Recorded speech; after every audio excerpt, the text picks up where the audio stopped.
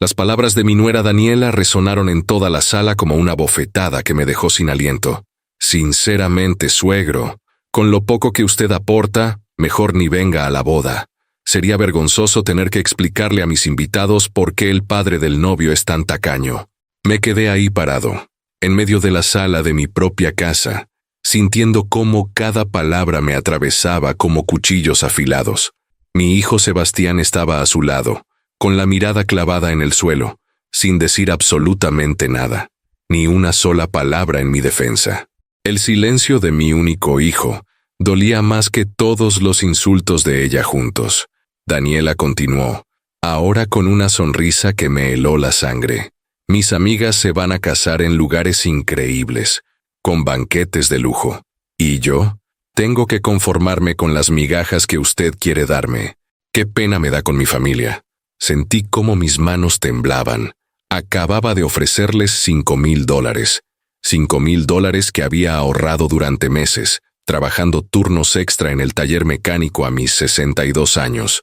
$5,000 que representaban noches sin dormir, dolores de espalda que me hacían llorar en silencio, comidas reducidas a lo mínimo para guardar cada centavo. Y para ella no era suficiente. Exigía 15 millones de pesos para una boda que parecía más un desfile de ego que una celebración de amor. ¿Sabes qué, Daniela? Alcancé a decir con la voz quebrada. Estos $5,000 son una miseria, me interrumpió ella cruzándose de brazos. Mi papá ya puso 8 millones. Lo mínimo que usted debería aportar son 7 millones más. Pero, claro, usted siempre ha sido así de egoísta. Miré a Sebastián, buscando aunque fuera una señal de que mi hijo todavía estaba ahí, dentro de ese extraño en el que se había convertido. Nada. Sus ojos evitaban los míos como si yo fuera un desconocido molesto.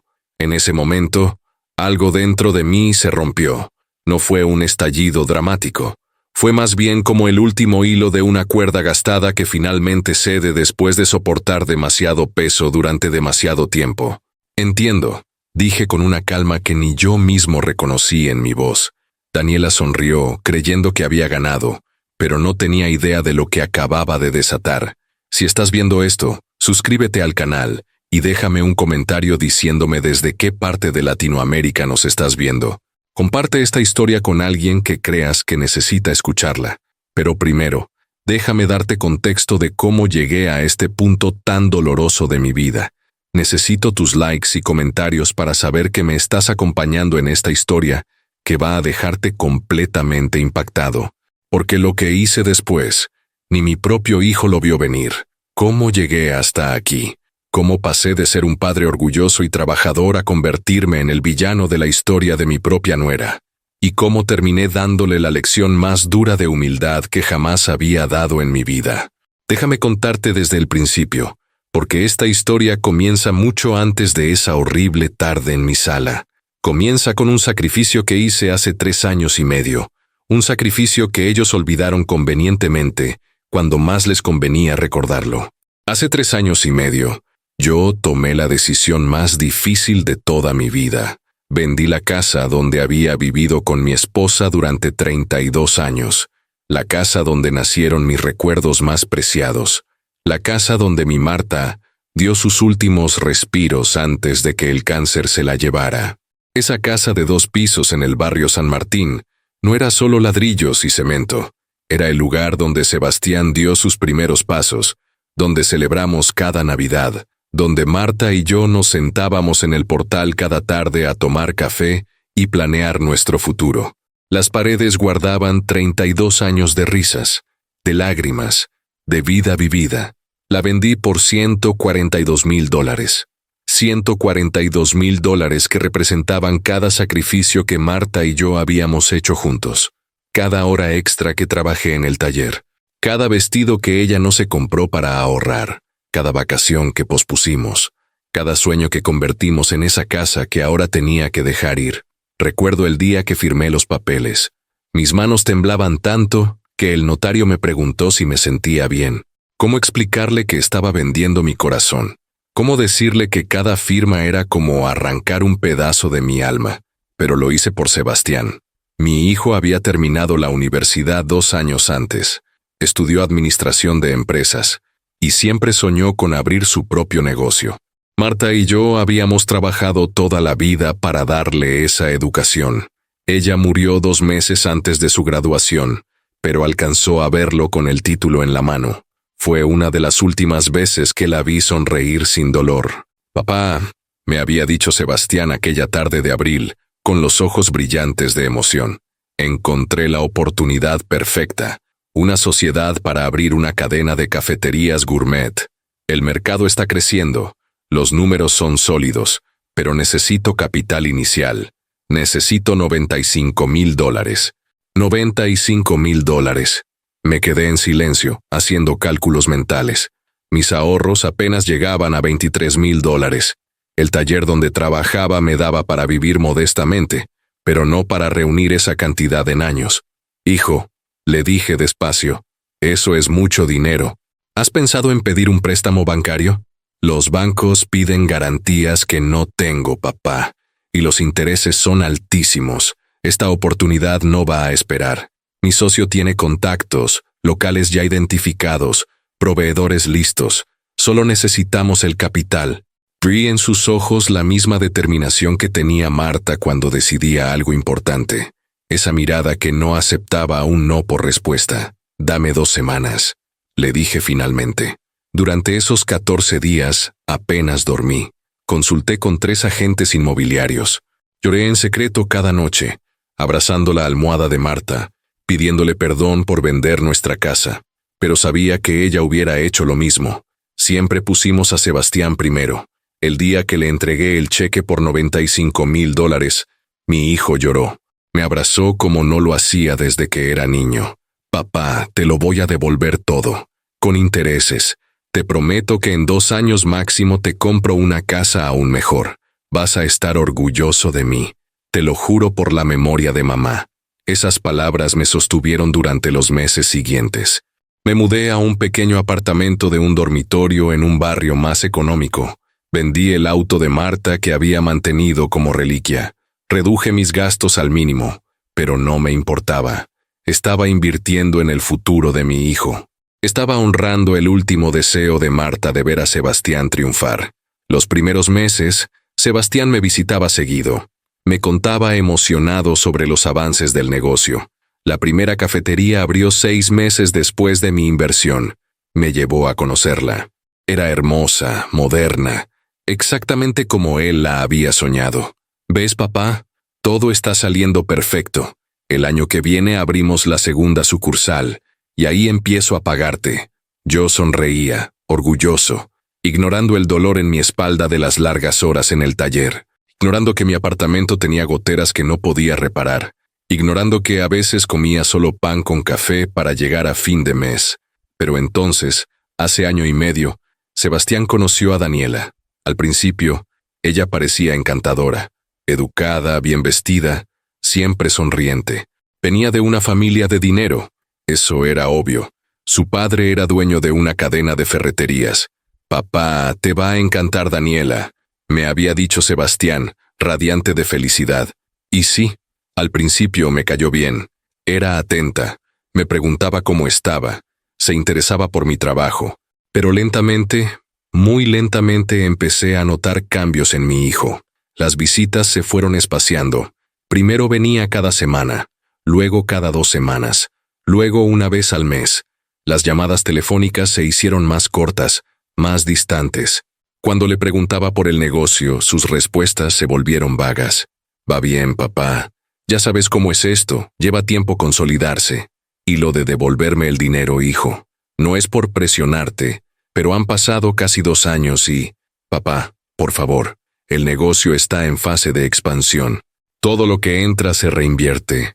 ¿No confías en mí?». Esa pregunta me dolió. Claro que confiaba en él. Era mi hijo. Era todo lo que me quedaba de Marta. Pero entonces empecé a notar otras cosas. Un día fui a visitarlo sin avisar. Necesitaba hablar con él sobre un problema de salud que estaba teniendo. Dolores en el pecho que me preocupaban. Llegué a su departamento, el mismo que yo le había ayudado a pagar el depósito con parte del dinero de la venta de la casa. Daniela abrió la puerta. Detrás de ella pude ver cajas y cajas de ropa de marca, bolsas de tiendas carísimas.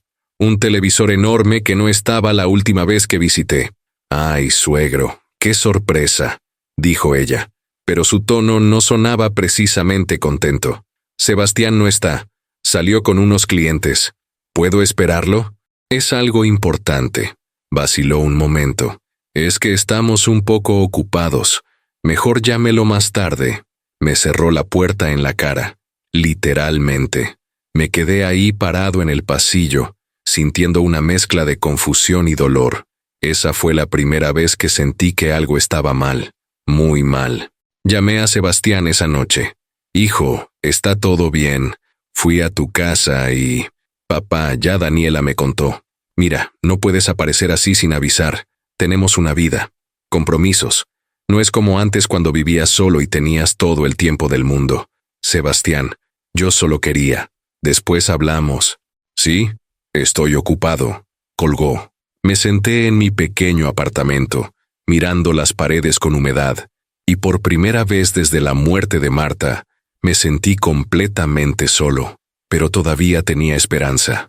Todavía creía que mi hijo volvería a ser el mismo. Todavía justificaba su comportamiento pensando que estaba estresado por el negocio, por la relación nueva, por la presión. Todavía no sabía que lo peor estaba por venir. 3 meses después de ese incidente, Sebastián me llamó. Su voz sonaba emocionada, casi como antes. «Papá, necesito contarte algo increíble. Daniela y yo nos vamos a casar. Debí haberme sentido feliz. Debí haberlo estado. Pero algo en mi estómago se retorció de una manera extraña. Felicidades, hijo.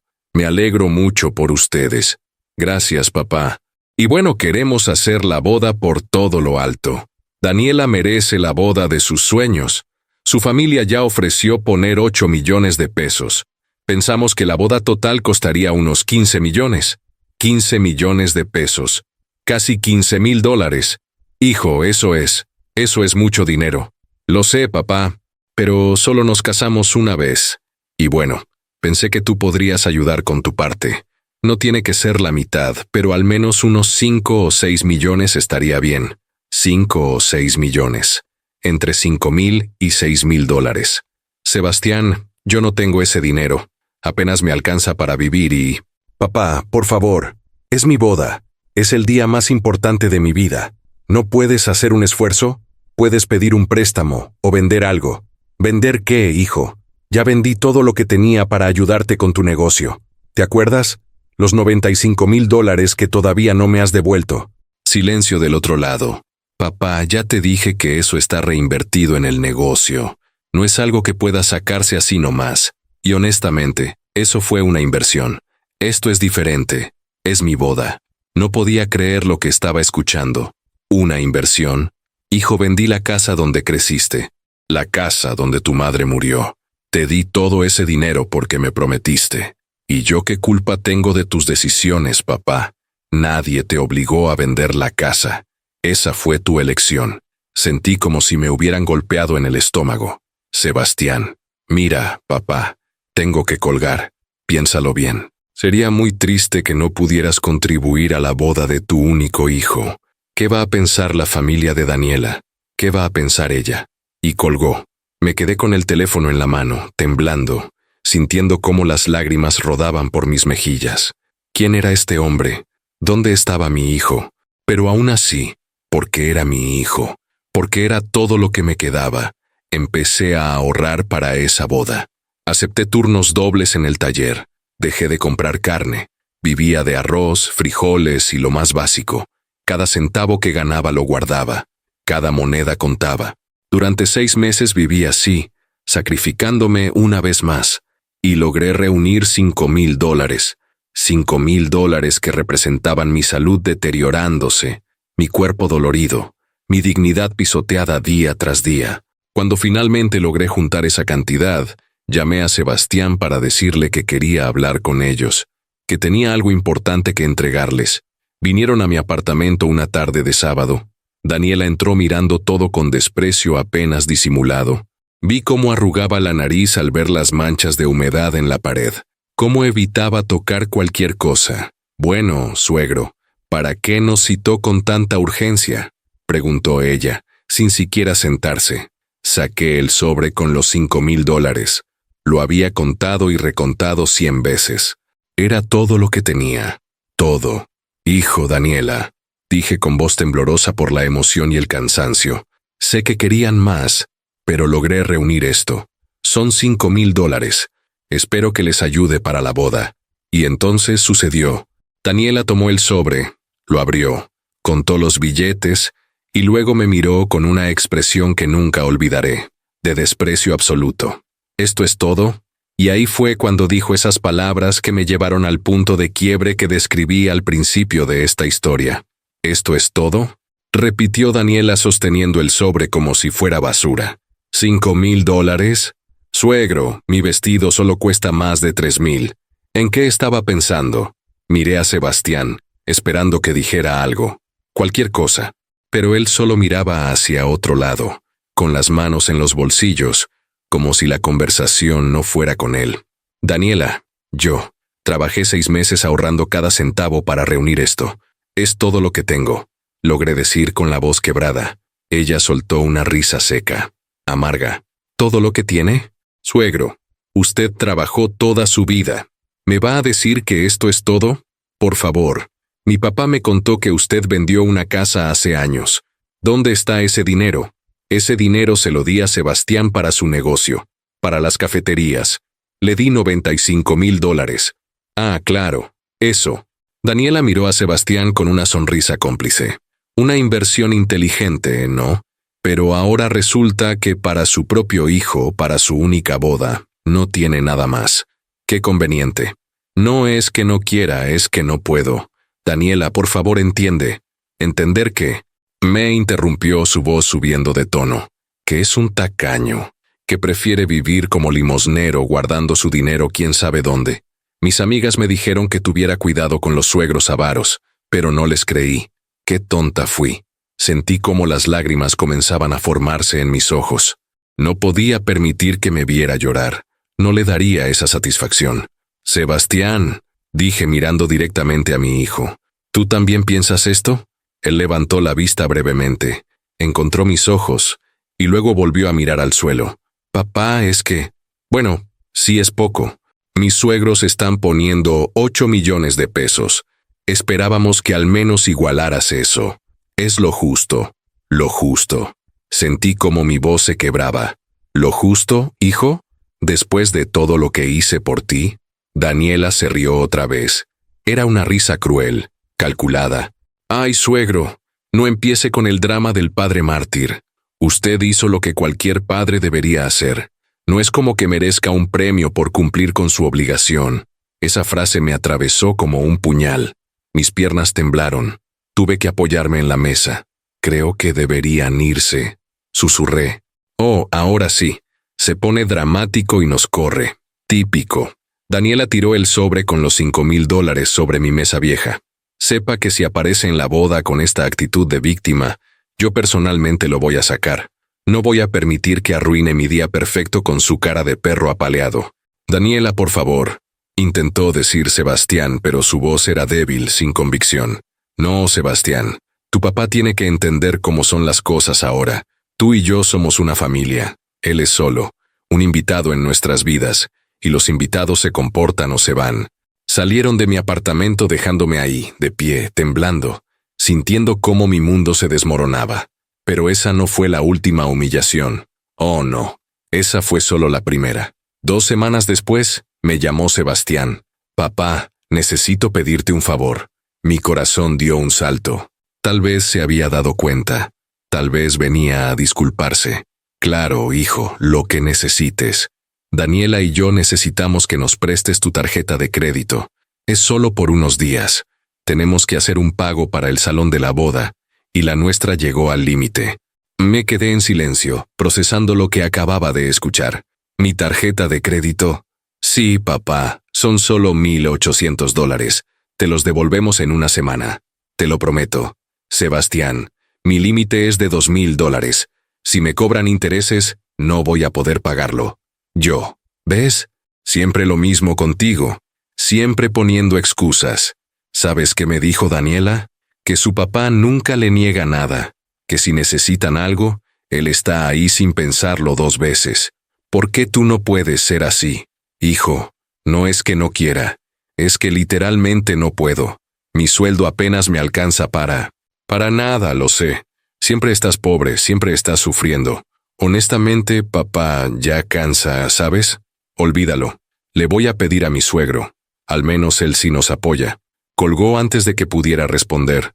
Me senté en mi sofá viejo, con los resortes rotos que se me clavaban en la espalda, y lloré. Lloré como no lloraba desde el funeral de Marta. La siguiente humillación llegó un mes después. Era el cumpleaños de Sebastián. Cumplía 30 años. Yo había ahorrado durante semanas para comprarle un regalo decente. Conseguí $200 y le compré un reloj que sé que había estado mirando en una tienda. Fui a su departamento con el regalo envuelto, con una pequeña torta que había hecho yo mismo, porque no podía pagar una de pastelería. Cuando llegué, la sala estaba llena de gente. Amigos de Daniela, su familia, gente que yo no conocía. Todos elegantemente vestidos, con copas de vino caro, con regalos enormes apilados en una esquina. «Papá», dijo Sebastián al verme, y noté cómo su tono era diferente, más frío. «No sabía que venías. Es tu cumpleaños, hijo». Claro que vendría. Daniela apareció detrás de él, con un vestido que probablemente costaba más que mi renta de 3 meses. «Ay, suegro, qué linda su tortita casera», dijo con voz empalagosa pero ojos burlones. «Qué rústica. Sebastián, amor, la ponemos en la cocina. No creo que combine con la decoración». Algunos invitados se rieron disimuladamente. «Traje esto para ti, hijo». Le extendí el regalo. Sebastián lo tomó, lo abrió sin mucha emoción. Cuando vio el reloj, su expresión fue de decepción apenas disimulada. «Gracias, papá. ¿Es lindo? Es el que te gustaba, lo vi cuando...» Sí, hace como 1 año. Ya tengo otro similar que me regaló Daniela, pero gracias de todas formas». Lo dejó sobre una mesa, entre todos los otros regalos, y volvió con sus invitados sin invitarme a quedarme. Me quedé ahí parado, con mi torta casera en las manos, sintiéndome como un estorbo en la celebración de mi propio hijo. El padre de Daniela, un hombre corpulento con reloj de oro y traje caro, se acercó a mí. «Así que usted es el papá de Sebastián», dijo mirándome de arriba abajo. «He escuchado mucho sobre usted. Espero que cosas buenas», intenté sonreír. Interesantes, diría yo. Mi hija me contó de su situación. Debe ser difícil para un hombre de su edad trabajar en un taller. Nunca pensó en hacer algo más con su vida. El insulto era claro, aunque disfrazado de preocupación. «Soy mecánico, es un trabajo honesto». «Oh, por supuesto, honesto, aunque no muy lucrativo, ¿verdad? Pero bueno, cada quien con sus decisiones. Yo siempre le digo a mi Daniela que tuvo suerte de que Sebastián sea emprendedor, que no haya heredado la... ¿cómo decirlo? La conformidad de su padre». Me tragué el insulto. Asentí, y me fui de esa fiesta sintiéndome más pequeño que nunca. Pero la peor humillación, la que finalmente rompió algo fundamental dentro de mí, llegó 3 semanas después de ese cumpleaños. Sebastián y Daniela aparecieron en mi apartamento sin avisar. Era un domingo por la mañana. Yo estaba en pijama, tomando mi café aguado porque el bueno se había terminado, y no tenía dinero hasta la siguiente semana. Entraron sin esperar que los invitara. «Papá, necesitamos hablar», dijo Sebastián con tono serio. «¿Qué pasa?» Daniela se sentó en mi sofá, arrugando la nariz como siempre hacía. «Mire, suegro, vamos a ser directos. La boda es en 2 meses.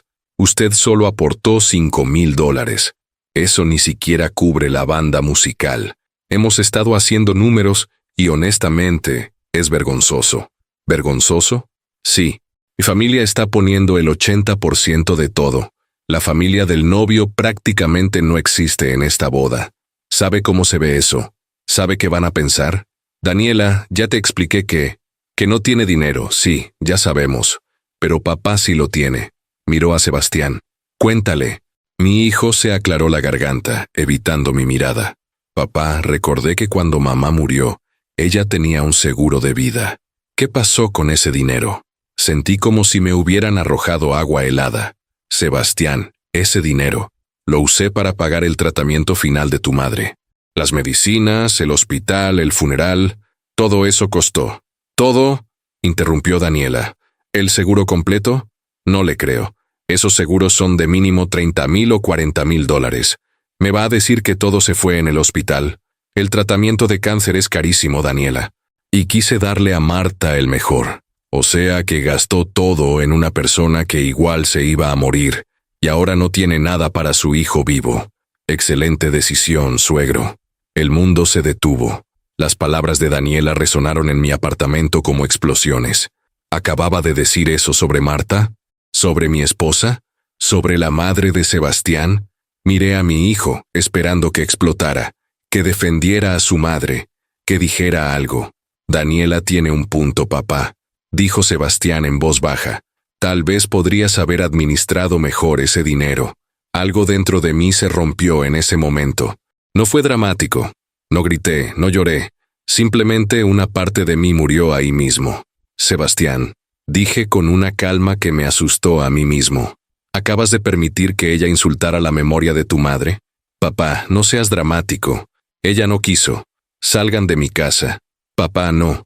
Salgan de mi casa. Fue la primera vez en meses que alcé la voz. Ambos se quedaron en shock. «¡Guau!», dijo Daniela levantándose. «Ahora resulta que nosotros somos los malos. Típico. Sebastián, vámonos. Tu padre claramente no entiende las prioridades». Sebastián se levantó para seguirla, pero en la puerta se detuvo. «Papá, sé que estás molesto, pero piénsalo bien. Todavía puedes ayudarnos más. Todavía hay tiempo para que hagas lo correcto, porque sinceramente, con lo que aportaste, no sé si tenga sentido que vengas a la boda. Sería incómodo para todos». Esas últimas palabras fueron las que finalmente me quebraron por completo. «¿Me estás diciendo que no vaya a tu boda? Estoy diciendo que si no puedes contribuir de manera significativa, tal vez sea mejor que, no sé, que te tomes esos días para pensar en tu actitud, para reflexionar sobre por qué siempre pones excusas en lugar de ayudar a tu familia». Se fueron. Me quedé ahí parado, en medio de mi pequeño apartamento lleno de humedad y muebles viejos, sintiendo algo que nunca había sentido antes. No era solo dolor, no era solo tristeza, era algo más profundo, más oscuro, más definitivo. Era la certeza absoluta de que el hijo que yo conocía había muerto, y en su lugar quedaba un extraño cruel que compartía su rostro. Esa noche no pude dormir. Me quedé sentado en la oscuridad, pensando en todo, en la casa que vendí, en los 95,000 dólares que di, en Marta, y lo que ella diría si viera en qué se había convertido nuestro hijo, en los 6 meses de hambre y dolor para ahorrar 5,000 dólares que fueron despreciados como basura. Y entonces, algo cambió dentro de mí, una claridad fría y cristalina, una determinación que no había sentido en años. Me levanté, encendí la luz y saqué mi teléfono. Eran las 3:47 de la madrugada. Busqué un número que tenía guardado desde hacía meses pero que nunca había usado.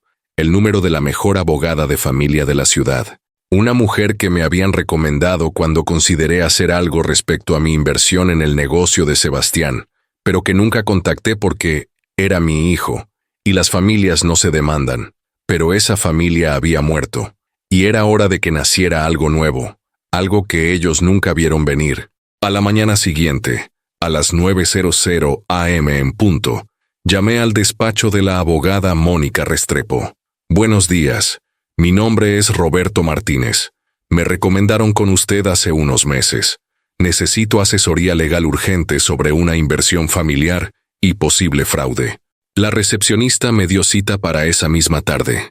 Algo en mi voz debió transmitir la urgencia, o tal vez simplemente tuve suerte.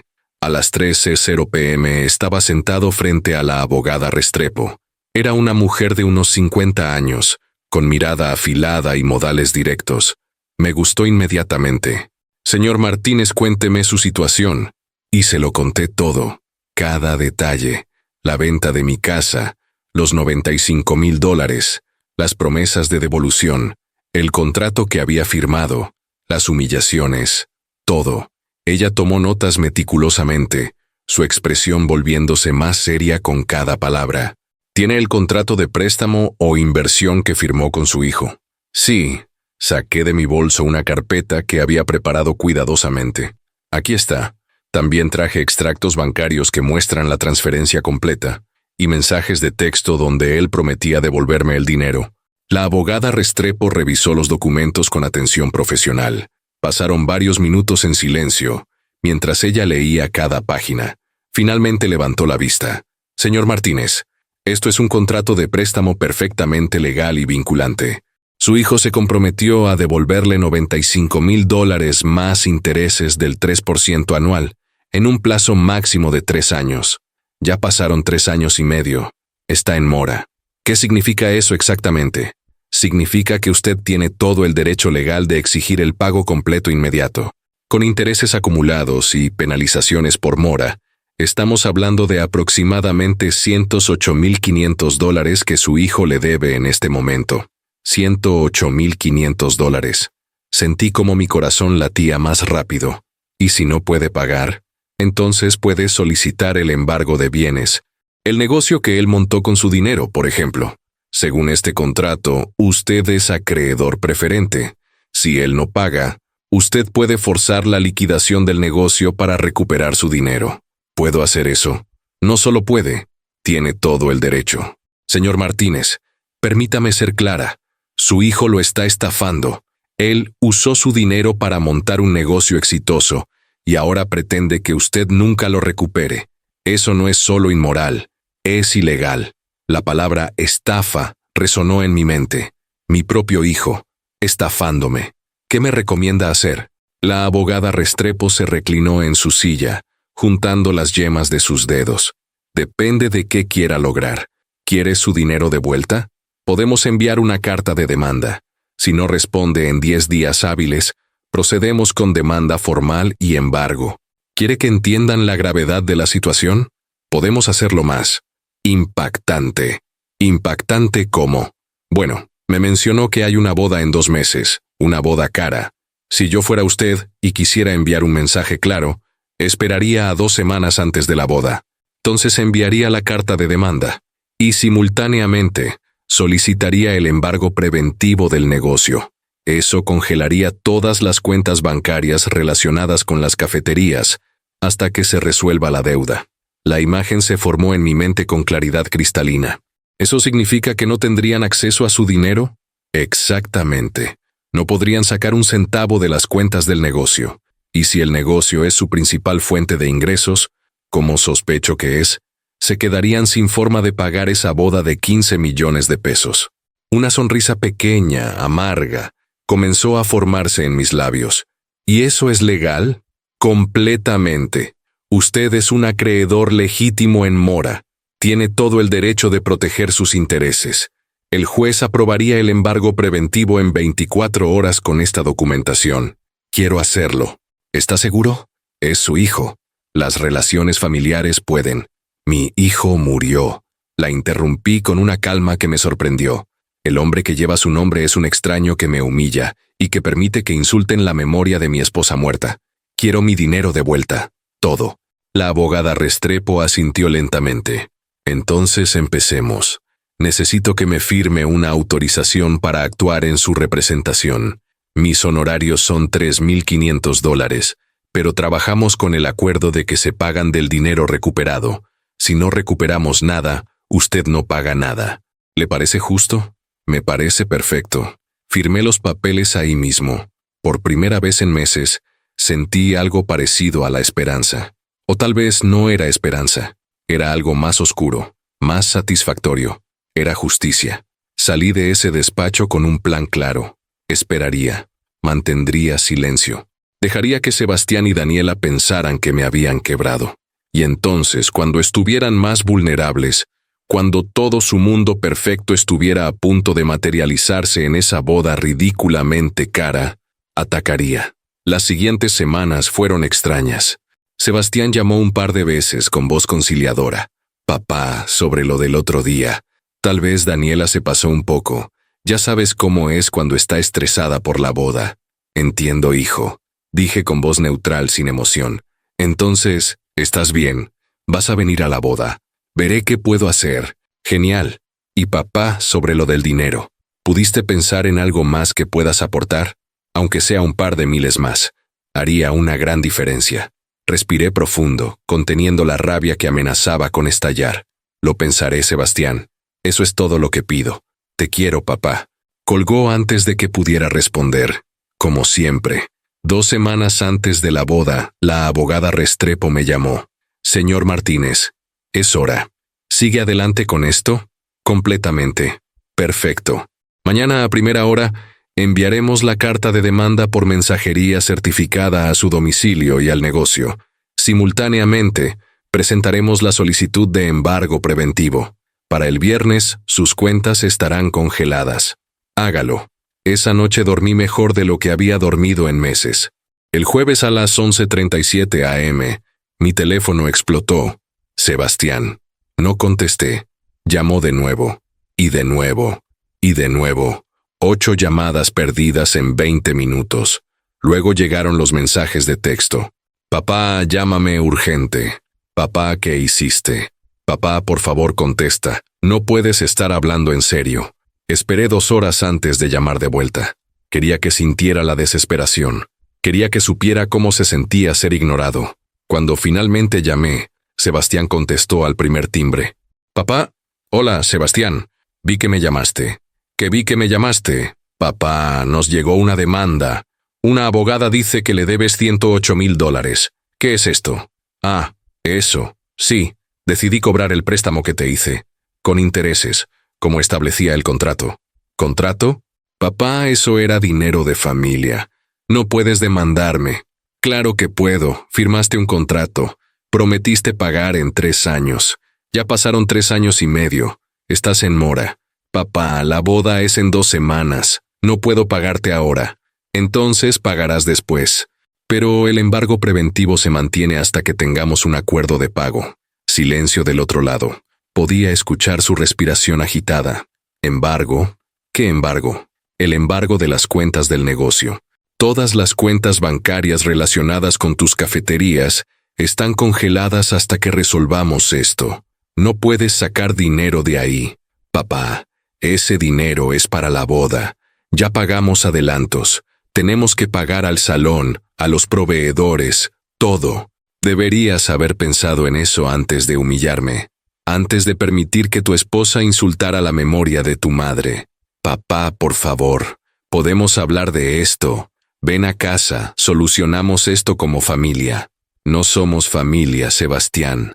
La familia se respeta. La familia cumple sus promesas. La familia no humilla a sus padres. ¡Papá! Colgué. Mi teléfono empezó a sonar de nuevo inmediatamente. Esta vez era un número desconocido. Contesté. Señor Roberto. Era la voz de Daniela, histérica. ¿Qué está haciendo? Nos va a arruinar la boda. Hola Daniela, ¿cómo estás? ¿Cómo voy a estar? Está destruyendo mi vida, mi boda, todo. Interesante. ¿Recuerdas cuando me dijiste que era vergonzoso? ¿Cuando dijiste que mejor no fuera a la boda? ¿Cuando insultaste a Marta? Yo no. Estaba estresada. No lo decía en serio. Yo sí lo digo en serio. Quiero mi dinero de vuelta, los $108,500 completos. No tenemos ese dinero. Todo está en el negocio, en inventario, en infraestructura. Entonces vendan el negocio, o una parte, o consigan un préstamo. No es mi problema. Su problema. Es culpa suya que estemos así. Usted le dio ese dinero a Sebastián. No puede cobrárselo ahora. Claro que puedo, y lo estoy haciendo. Es un viejo amargado y cruel. Ojalá se muriera para que dejara de arruinarnos la vida. Esas palabras debieron dolerme. Hace un mes me habrían destrozado, pero ahora, después de todo, solo sentí una fría satisfacción. Que tengas un buen día, Daniela. Colgué. Bloqueé ambos números. Durante los siguientes 3 días, intentaron todo. Llamaron desde otros teléfonos. Aparecieron en mi apartamento, pero yo no estaba. Había ido a quedarme en un hotel barato. Dejaron mensajes de voz alternando entre súplicas y amenazas. El sábado, 5 días después de la demanda, recibí una llamada de un número que sí reconocí. El padre de Daniela. Contesté. Señor Martínez, soy Germán Villegas, el padre de Daniela. Necesitamos hablar como hombres de negocios. Adelante. Mire, entiendo que está molesto. Mi hija puede ser intensa, pero esto está yendo demasiado lejos. Son niños, cometieron errores. Realmente va a arruinar la boda de su hijo por orgullo. No es orgullo, es justicia. Justicia. Qué palabra tan grande. ¿Sabe cuánto hemos invertido ya en esta boda? ¿Sabe cuántos depósitos no reembolsables? No es mi problema. Podría serlo. Podría ser nuestro problema compartido. Hagamos un trato. Yo le pago $30,000 ahora mismo. Cash. Y usted retira la demanda y el embargo. $30,000. Era más dinero del que había visto junto en años. No. Perdón. Dije que no. Quiero los 108,500 completos. De Sebastián, no de usted. Está loco. El negocio de Sebastián vale eso completo. Si lo liquida, él pierde todo. Debió pensar en eso antes de no pagarme. Escuche, señor Martínez, déjeme ser claro. Si arruina esta boda, me aseguraré de que nunca vuelva a ver a su hijo. Nunca. Ni en Navidad, ni en cumpleaños. Nunca. ¿Eso es lo que quiere? Una risa amarga salió de mi garganta. Señor Villegas, yo ya no tengo un hijo. Ese hombre que se parece a mi Sebastián murió. No tengo nada que perder. Está cometiendo un error. Ya cometí mi error. Fue confiar en él. Ahora lo estoy corrigiendo. Colgué. Esa noche, la abogada Restrepo me llamó. Señor Martínez, recibí una propuesta de los abogados de su hijo. Ofrecen un plan de pago de $2,000 mensuales durante 5 años. Hice el cálculo mental rápido. Eso era $120,000 en total. ¿Y qué recomienda? Honestamente, es una oferta razonable. Con intereses incluidos, hasta recuperaría un poco más. Y es realista considerando los ingresos del negocio. ¿Cuándo empezarían los pagos?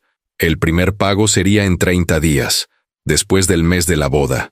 No, perdón, quiero el primer pago antes de la boda. Quiero $15,000 depositados en mi cuenta en los próximos 5 días. Eso demostraría buena fe. El resto puede ser el plan de pagos que proponen, pero ajustado a 4 años, no 5. Esos son aproximadamente $2,300 mensuales. Sí, es justo. ¿Y si no pueden pagar los 15,000 iniciales? Entonces mantenemos el embargo y procedemos con la liquidación del negocio después de la boda. Es una posición dura, señor Martínez. Es una posición justa. La abogada transmitió mi contrapropuesta. La respuesta llegó en 2 horas. Sebastián vendría a hablar conmigo personalmente. Sin Daniela, solo él y yo. Acepté reunirme en una cafetería neutral. No en su casa, no en la mía. Terreno neutral. Llegué primero y lo esperé con un café que ya estaba frío cuando él apareció. Sebastián se veía terrible. Ojeras profundas, ropa arrugada, pelo despeinado. Se dejó caer en la silla frente a mí como si pesara 1,000 kilos. Papá, Sebastián, no puedo creer que hayas llegado a esto. Yo no puedo creer que tú llegaras a lo que llegaste. Se pasó las manos por la cara, exhausto. Daniela está teniendo un colapso nervioso. Su mamá la tuvo que sedar. La boda está en 9 días y no sabemos si podremos pagarla. Entonces cancélenla. No puedo cancelarla. Ya pagamos casi todo. Perderíamos todo el dinero. Deberías haber pensado en eso antes. ¿Antes de qué, papá? Antes de confiar en ti. Antes de pensar que eras mi padre. Esa frase me habría herido hace una semana. Ahora solo me hizo enojar. No, Sebastián. Antes de humillarme. Antes de permitir que tu prometida insultara a tu madre muerta. Antes de decirme que no tenía sentido que fuera a tu boda. Antes de tratarme como basura durante meses. Las lágrimas comenzaron a rodar por sus mejillas. Papá, lo siento. De verdad lo siento. No sabía lo mal que lo estabas pasando. Daniela, ella me tiene confundido. Me presiona tanto, su familia es tan diferente, yo solo quería. ¿Quererías qué? Impresionarlos. Y para eso tenías que destruirme. No quería destruirte. Yo solo. Pensé que exagerabas, que tenías más dinero guardado. Todos me decían que los padres siempre tienen dinero guardado para emergencias. Vendí mi casa, Sebastián, la casa donde creciste. ¿Qué más querías que vendiera? ¿Mis órganos? Se quebró completamente. Lloró con la cabeza entre las manos, con sollozos profundos que sacudían todo su cuerpo. Parte de mí quería consolarlo. El viejo Roberto, el padre que siempre ponía a su hijo primero, quería abrazarlo y decirle que todo estaría bien, pero el nuevo Roberto, el que había aprendido a valorarse, se mantuvo inmóvil. Los $15,000, Sebastián, antes de la boda. Esa es mi oferta final. No tengo ese dinero, papá. Está todo congelado por el embargo. Entonces busca la forma. Pide prestado. Vende algo. No es mi problema. Papá, por favor. $15,000 en 5 días, o la boda se cancela por falta de fondos. Tú decides. Me levanté para irme. Papá, espera. Me detuve, pero no me di vuelta. Si hago esto, si consigo el dinero, ¿volverás a ser mi padre? Esa pregunta me partió el alma. Me di vuelta lentamente y lo miré. Realmente lo miré. Vi al niño que había sido, al joven esperanzado que se graduó, y al extraño cruel en que se había convertido. No lo sé, Sebastián. Honestamente no lo sé. Pero sé que nunca volveré a ser el padre que pudiste pisotear sin consecuencias. Ese hombre murió, y tal vez es mejor así. Salí de esa cafetería sin mirar atrás, con lágrimas en mis propios ojos, pero con la cabeza en alto. Los siguientes 5 días fueron una montaña rusa emocional que nunca olvidaré. Al día siguiente de nuestra reunión en la cafetería, Sebastián empezó a hacer movimientos desesperados. Me enteré por la abogada Restrepo, que había intentado conseguir un préstamo de emergencia con 3 bancos diferentes. Los 3 lo rechazaron porque las cuentas del negocio estaban embargadas y no tenía forma de demostrar ingresos estables. El segundo día, el padre de Daniela apareció en mi trabajo. Entonces, en el taller mecánico donde yo llevaba 30 años trabajando, mi jefe me llamó a la oficina. Ahí estaba Germán Villegas, con su traje caro y su reloj de oro, completamente fuera de lugar entre las herramientas grasientas y los autos desarmados. Señor Martínez, vine a hacerle una última oferta. Ya le dije que no negocio con usted. Esto es entre mi hijo y yo. Su hijo está desesperado. Viene a mi casa todos los días llorando como un niño. Está destruyendo a mi hija. Ella no ha comido en 3 días. ¿Y eso es culpa mía? Sí, usted está siendo cruel y vengativo. Por eso vine a ofrecerle algo mejor. Le doy $50,000 cash ahora mismo. Retira todo y todos seguimos con nuestras vidas. $50,000. Era casi la mitad de lo que me debían. Hace unos meses, esa cantidad habría cambiado mi vida por completo. No, carajo, explotó golpeando el escritorio. ¿Qué clase de padre arruina a su propio hijo por dinero? El tipo de padre que fue arruinado primero por ese mismo hijo. Respondí con calma helada. Y le voy a pedir que salga de mi lugar de trabajo antes de que llame a seguridad. Se fue echando humo, no sin antes decirme que me arrepentiría. El tercer día, Daniela apareció en mi apartamento, sola, sin Sebastián. Cuando abrí la puerta, casi no la reconocí, sin maquillaje, con el pelo sucio recogido en una cola de caballo, ropa deportiva arrugada. Se veía destruida. ¿Puedo pasar? Su voz era pequeña, quebrada. Vacilé, pero finalmente abrí la puerta. Se sentó en mi sofá viejo sin hacer ningún comentario despectivo esta vez. Simplemente se hundió ahí, mirando al suelo. Vine a pedirle perdón. No dije nada. Esperé. Fui horrible con usted. Dije cosas imperdonables. Sobre usted, sobre Marta. Sebastián me contó todo lo que ella significaba para ustedes, todo lo que luchó contra el cáncer. Y yo fui cruel y despiadada. Las lágrimas comenzaron a caer por su rostro sin maquillaje. No tengo excusa. Crecí con dinero. Siempre tuve todo. Nunca entendí lo que era el sacrificio real. Y cuando Sebastián me contó de los $95,000, yo solo pensé, entonces su papá tiene dinero. Nunca pensé en lo que significaba, en que era su casa, en que era todo lo que tenía. ¿Y ahora? ¿Ahora sí entiendes? Ahora entiendo que destruí la relación de mi futuro esposo con su único padre. Entiendo que por mi culpa, Sebastián perdió lo más importante que tenía. Y entiendo que aunque me case en 9 días, voy a cargar con esa culpa por el resto de mi vida. Se limpió las lágrimas con el dorso de la mano, como una niña. No vine a pedirle que retire la demanda. Sé que no lo hará y no lo culpo. Vine a decirle que tiene razón, en todo, y que si algún día, aunque sea en 10 años, puede perdonarme, yo voy a pasar esos 10 años intentando ser una persona que merezca ese perdón. Se levantó para irse. Daniela. Se detuvo, esperando. ¿Sebastián sabe que viniste? No. Me mataría si supiera. Él tiene demasiado orgullo para esto. ¿Y tú? ¿Cómo conseguirán el dinero?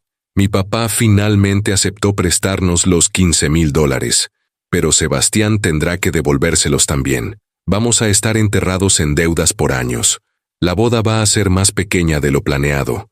Cancelamos la banda, los fuegos artificiales, redujimos el menú. Va a ser humilde. Nada de lo que soñé. Tal vez eso sea bueno. Me miró con ojos rojos e hinchados. Tal vez sí. Se fue. Me senté en mi sofá, procesando esa conversación. Parte de mí quería creerle. Otra parte, la parte que había sido herida tantas veces, se mantenía escéptica. El cuarto día, los $15,000 fueron depositados en mi cuenta. La abogada Restrepo me llamó para confirmarlo. El dinero está ahí, señor Martínez.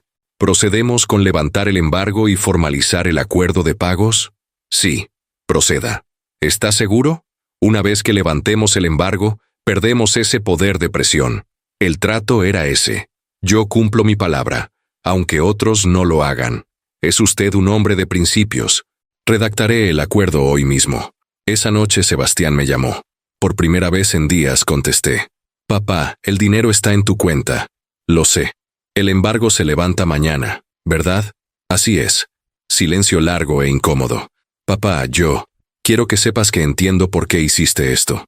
No lo justifico. Me dolió horriblemente, pero lo entiendo. ¿Lo entiendes realmente? Creo que sí. Te hice sentir invisible, sin valor, como si no importaras. Y eso es imperdonable. Su voz se quebró. Mamá estaría avergonzada de mí. Esas palabras me golpearon el pecho con fuerza. Tu mamá te amaba más que a nada en el mundo, Sebastián. Y yo la traicioné.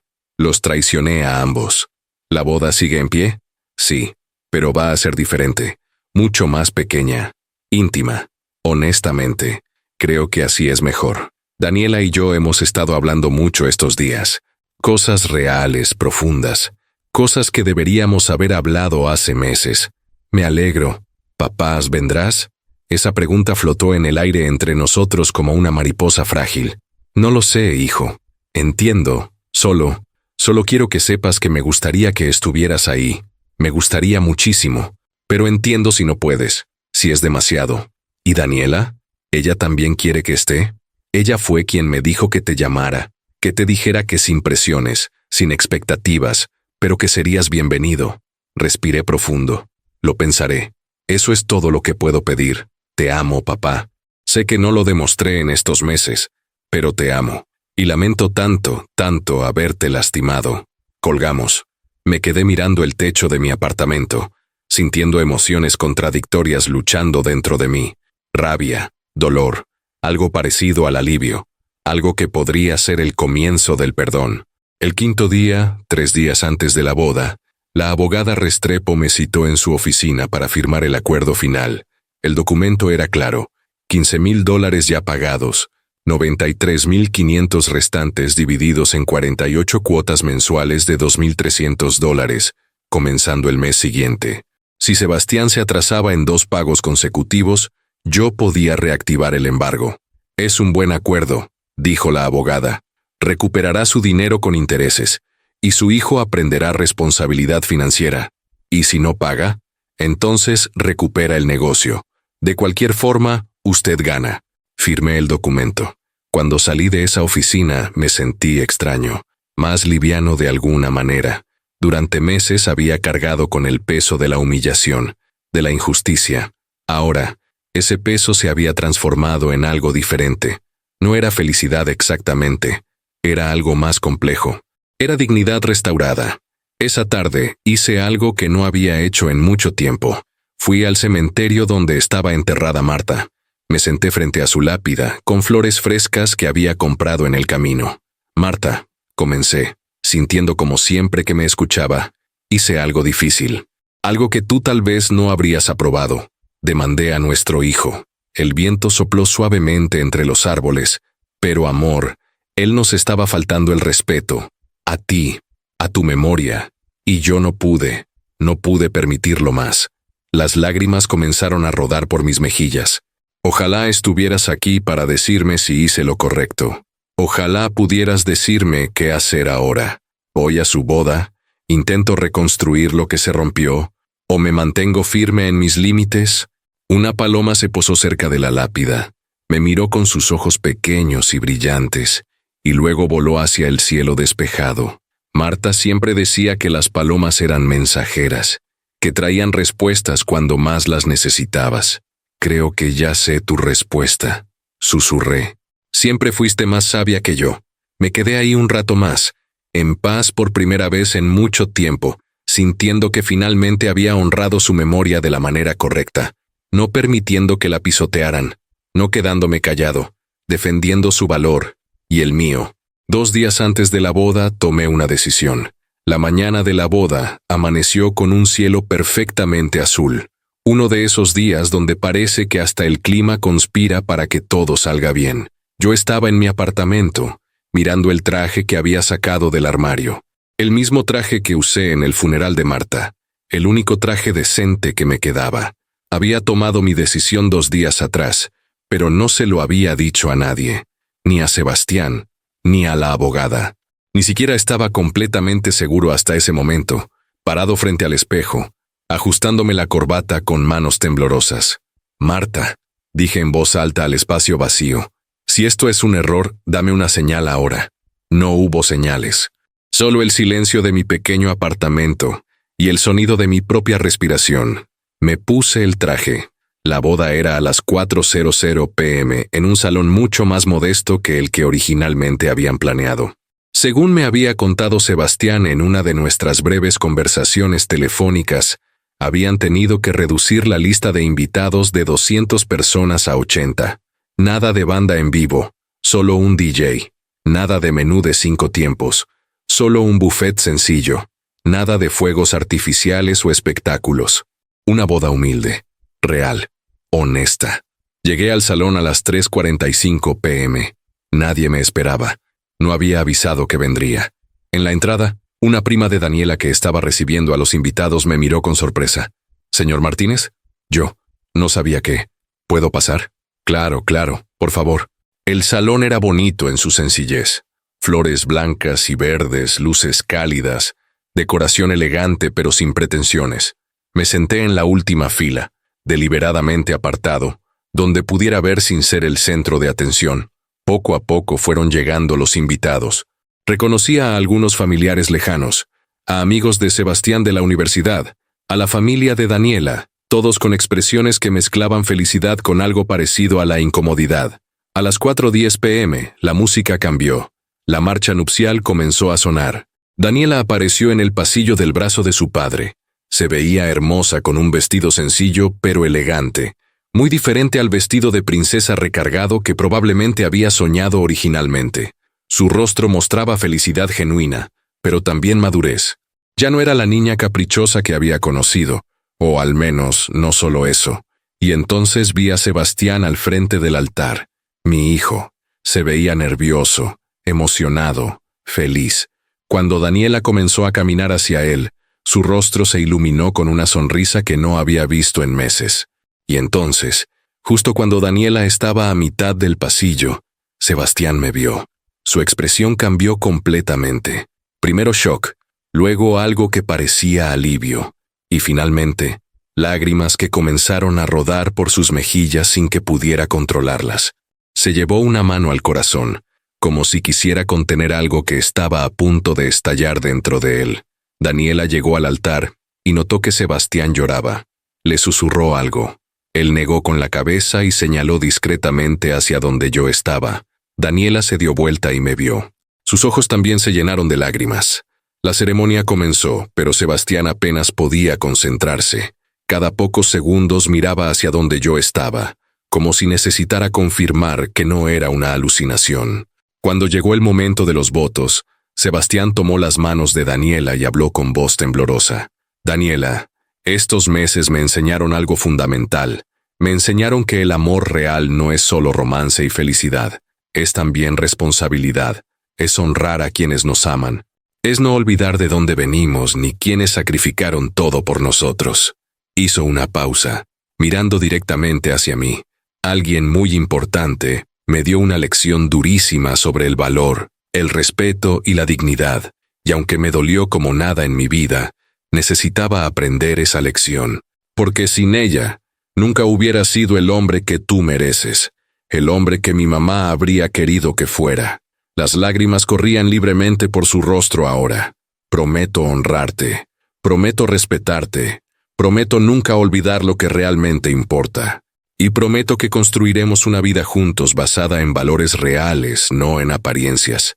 Daniela también lloraba. Sus propios votos fueron simples pero profundos. Sebastián, yo también aprendí.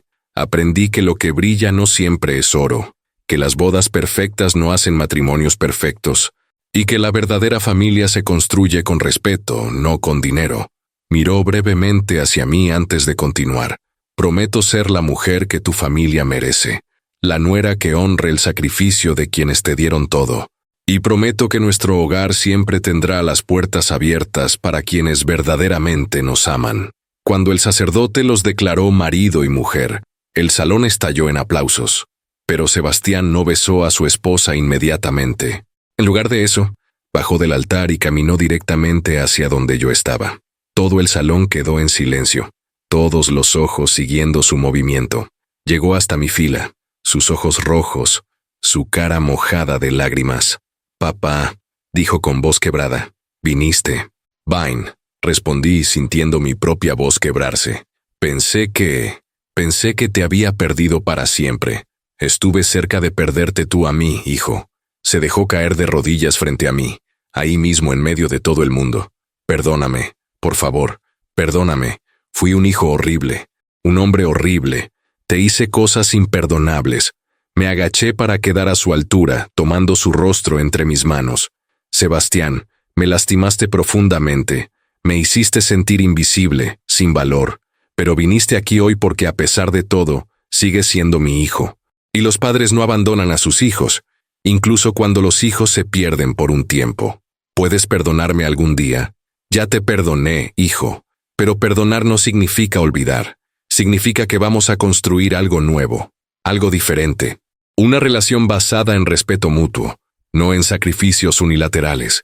Me abrazó con fuerza, sollozando en mi hombro como cuando era niño, y se caía de la bicicleta. «Te amo, papá. Te amo tanto. Yo también te amo, hijo».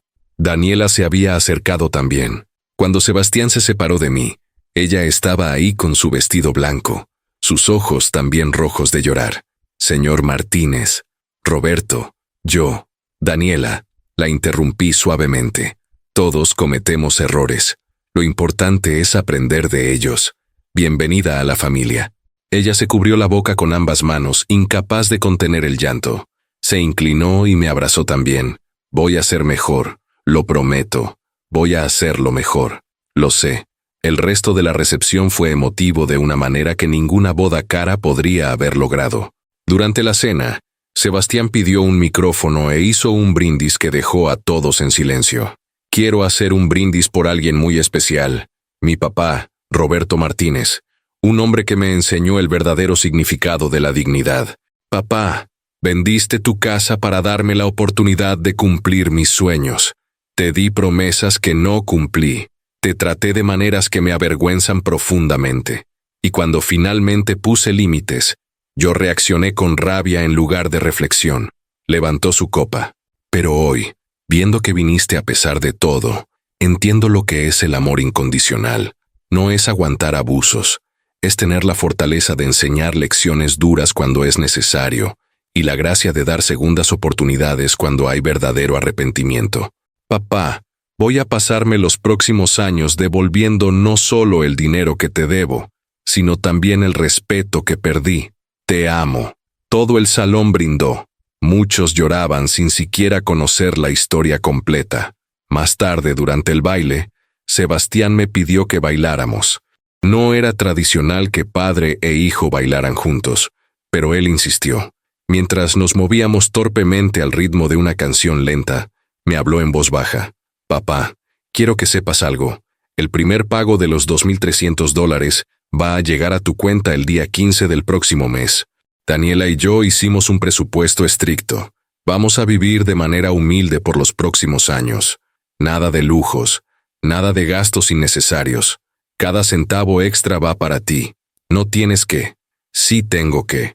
Y quiero que sepas que también hablé con mis socios. Estamos reestructurando el negocio, entonces, siendo más eficientes. Y en un año, cuando las cosas estén más estables, quiero ofrecerte algo. ¿Qué cosa? Un puesto en la empresa, como asesor, horario flexible, pago decente. Nada que requiera trabajo físico pesado como el taller. Solo tu experiencia, tu sabiduría. Lo que siempre debí valorar. Sentí un nudo en la garganta. Sebastián, no tienes que responder ahora. Solo piénsalo. Porque papá, ya no quiero que trabajes hasta destruir tu cuerpo. Ya no quiero que vivas en ese apartamento con humedad. Quiero cuidarte como tú me cuidaste. Quiero que mamá esté orgullosa de mí desde donde esté. La canción terminó. Nos abrazamos en medio de la pista de baile mientras los invitados aplaudían, aunque no sabían realmente por qué. Al final de la noche, cuando me despedía para irme, Daniela me detuvo. Roberto, espere. Sebastián y yo queremos darle algo. Me entregaron un sobre.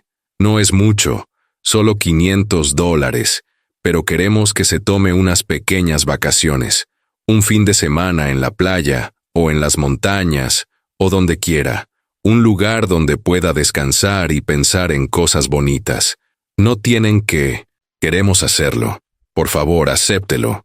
Tomé el sobre sintiendo su peso no solo físico, sino emocional. Gracias. Cuando salí de ese salón esa noche, el cielo estaba lleno de estrellas. Me detuve un momento en el estacionamiento mirando hacia arriba. ¿Lo viste, Marta? Susurré al universo. Nuestro hijo volvió. No es el mismo de antes, pero tal vez es alguien mejor. Alguien que aprendió. Una estrella fugaz cruzó el cielo justo en ese momento. Sonreí. Yo también te amo, mi amor. Han pasado 4 meses desde esa boda. Estoy sentado en mi pequeño apartamento, pero ya no se siente tan pequeño como antes. Arreglé las goteras con parte del dinero que Daniela y Sebastián me dieron. Pinté las paredes. Compré algunos muebles decentes de segunda mano. Ya no es un lugar de sufrimiento. Es mi hogar. Cada día 15 del mes, exactamente a las 9:00 a.m., llega la transferencia de $2,300 a mi cuenta. Sebastián nunca se ha atrasado. Ni un solo día. Me llama cada semana. A veces solo para preguntarme cómo estoy. A veces para pedirme consejos sobre el negocio. A veces simplemente para hablar, como solíamos hacer antes de que todo se complicara. Daniela también llama. Me invita a cenar cada 2 semanas. Cocina ella misma, nada de restaurantes caros. Me cuenta sobre su trabajo, sobre cómo está aprendiendo el valor real de las cosas. Ya no es la mujer superficial que conocí. O tal vez siempre tuvo profundidad, y solo necesitaba que alguien la obligara a encontrarla. Todavía trabajo en el taller mecánico. Me gusta el trabajo honesto, el olor a aceite, la satisfacción de arreglar algo que estaba roto.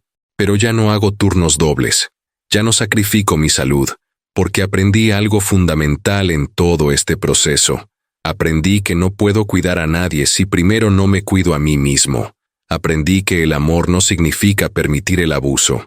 Aprendí que poner límites no es egoísmo, es supervivencia. Y aprendí que a veces, la lección más dura que puedes darle a alguien que amas es permitir que enfrenten las consecuencias de sus acciones. Si estás escuchando esta historia y te sientes identificado, si hay alguien en tu vida que te está pisoteando, aprovechándose de tu bondad, tratándote como si no valieras nada, quiero decirte algo importante. Tú vales. Tu dignidad importa. Tus sacrificios merecen ser reconocidos. Y no eres egoísta por defender tu valor. No estoy diciendo que demandes a tu familia o que cortes relaciones drásticamente. Cada situación es única, pero sí te digo que establezcas límites, que valores tu propio bienestar, tanto como valoras el de otros. Que entiendas que el amor real viene con respeto, y el respeto se demuestra con acciones, no solo con palabras. A veces, la mejor forma de salvar una relación es estar dispuesto a perderla. Porque cuando te paras firme en tu dignidad, cuando dejas claro que no permitirás más abusos, pasan dos cosas. O la otra persona despierta y cambia realmente, o se va. Y cualquiera de los dos resultados es mejor que seguir siendo pisoteado. Mi relación con Sebastián nunca volverá a ser exactamente como era antes. Y está bien, porque la versión anterior se basaba en mi sacrificio infinito y su aprovechamiento inconsciente. La nueva versión se basa en respeto mutuo, y eso es más fuerte, más sano, más real. Habría preferido nunca pasar por todo esto, por supuesto, pero dado que pasó, estoy agradecido por las lecciones aprendidas, por la dignidad recuperada, por entender finalmente que mi valor no depende de cuánto doy, sino de quién soy. Antes de irme quiero pedirte algo. Si esta historia te tocó el corazón, si te hizo reflexionar, si te ayudó de alguna manera, por favor suscríbete al canal, dale like a este video, compártelo con alguien que creas que necesita escucharlo, y déjame un comentario contándome tu historia. ¿Has pasado por algo similar? ¿Cómo lo manejaste? Quiero leerte. Quiero saber que no estoy solo en esto. Y si quieres apoyar este canal para que siga compartiendo historias reales que inspiran y enseñan, considera hacer un super thanks. Cada apoyo me ayuda a seguir creando contenido que realmente importa. Recuerda, nunca es tarde para recuperar tu dignidad, nunca es tarde para poner límites, y nunca es tarde para enseñarle a alguien cómo debe ser tratado, porque al final del día, la persona más importante a la que debes respeto eres tú mismo. Cuídate, valórate, y nunca permitas que nadie te haga sentir menos de lo que eres.